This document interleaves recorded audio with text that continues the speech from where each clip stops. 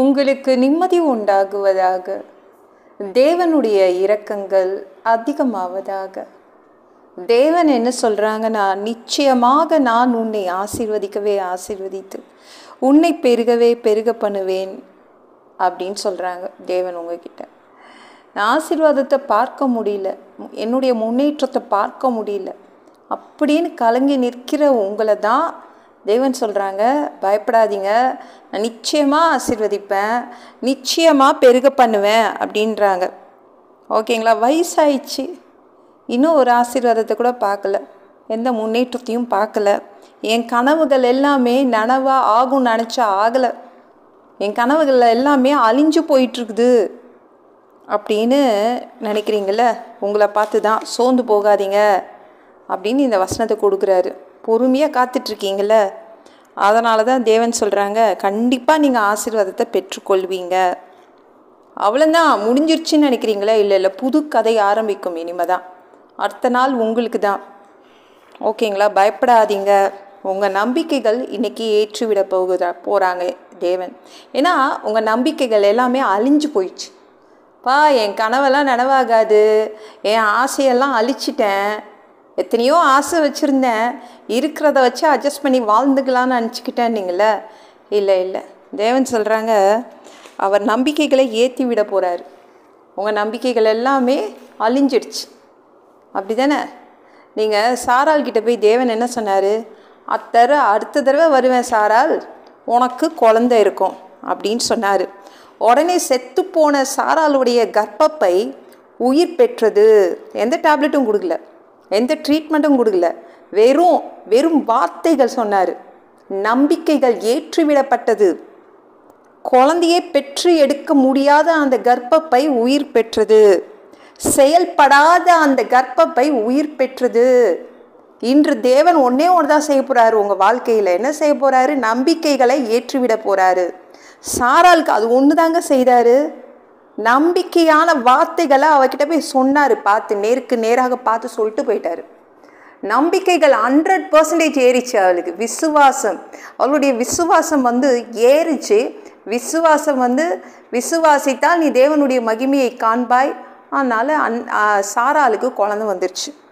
உங்களுக்கு நிறைய பேருக்கு செத்து போன உறுப்புகள் இனிமேலேருந்து செயல்பட ஆரம்பிக்க போகுது. எந்த டேப்லெட்டும் இல்லாமல், எந்த ஆப்ரேஷனும் இல்லாமல் தேவன் அதிகமான விசுவாசத்தை உங்களுக்கு கொடுக்க போகிறாரு. ஏன்னா விசுவாசம் நம்மக்கிட்ட இல்லைன்னு தெரியும். அதனால் விசுவாசத்தை தான் ஏற்றி விட போகிறாரு இன்னைக்கு. ஓகேங்களாங்க? எனக்கு வேலையே கிடைக்காது, என் வியாபாரம் நல்லாவே இருக்காது, என் குடும்பம் அவ்வளோதான் முன்னேறாதுன்றீங்களே, என் பிள்ளைங்க முன்னேற மாட்டாங்க, நான் முன்னேற மாட்டேன் அப்படிலாம் சொல்கிறீங்களே, உங்கள் விசுவாசம் ஏற்றி விடப்படுது. உங்கள் நம்பிக்கைகள், அழிந்து போன நம்பிக்கைகளை அவர் ஏற்றி விட போகிறாரு. நீங்கள் தாவீதுகிட்ட என்னங்க பண்ணார்? நம்பிக்கைகளை ஏற்றி விட்டார். அவ்வளோதான். யாருக்குமே, அங்கே இருக்கிற யாருக்குமே அந்த ராட்சதனை சாவடிப்பேன்னு நம்பிக்கை இல்லை.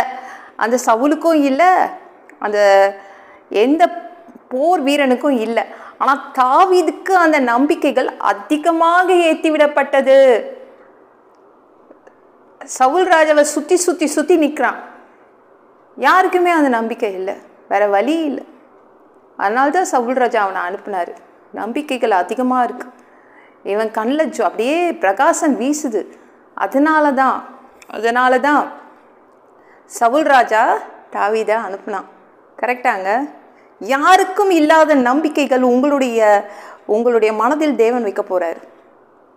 ஓகேங்களா? நம்பிக்கைகள் ஏறினாலே போதுங்க, விசுவாசம் ஏறிடுச்சுனாலே போதும், உங்களுக்கு வேலை கிடச்சிடும், உங்களுடைய முன்னேற்றம் வந்துடும். அப்படி தான் தாவீதுக்கு செம்மையான வேலை கிடச்சிச்சு. ஓகேங்களாங்க? தேவன் உங்கள் விசுவாசத்தின் அளவை ஏற்றி விட போகிறாரு.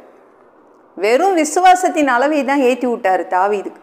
நேராக போய் ராட்சதனை அடிச்சுட்டு தூக்கி போட்டு படைத்தளபதி என்ற வேலையை வாங்கிட்டு போயிட்டான்.